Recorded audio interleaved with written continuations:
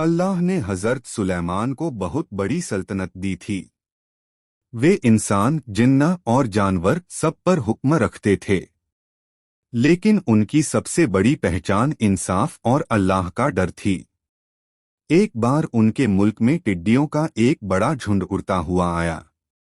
वे खेतों के ऊपर से गुजर रहे थे, जहां लोग गेहूं और अनाज की खेती करते थे।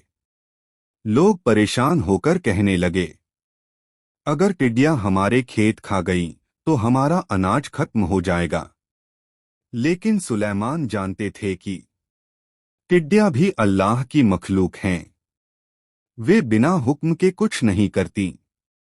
उन्होंने अपनी फौज को रुकने का हुक्म दिया और आसमान की तरफ देखकर दुआ की, ऐ अल्लाह, तू ही खेतों का रब है, तू ही टिड्डियों का रब है, तू जैसा चाहे फैसला कर।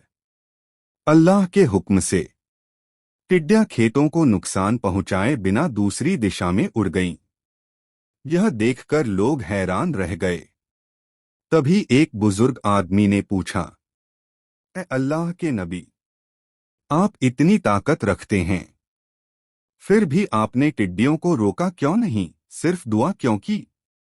हजरत सुलेमान ने मुस्कुराकर जवाब दिया, अगर मैं उन्हें अपनी ताकत से रोक देता तो शायद लोग समझते कि बादशाही मेरी है, लेकिन मैं चाहता हूं कि लोग जान लें, हुक्म सिर्फ अल्लाह का चलता है, मेरा नहीं।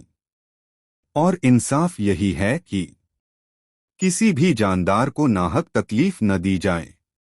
लोगों के दिलों में अल्लाह की अजमत और सुलेमान की नरमी बैठ गई। इस कहानी से सीख, असली ताकत अल्लाह की है। जानवर और कीड़े भी अल्लाह के निजाम का हिस्सा हैं। इंसाफ में छोटे बड़े का फर्क नहीं। शुक्र और अल्लाह पर भरोसा सबसे बड़ी नेमत।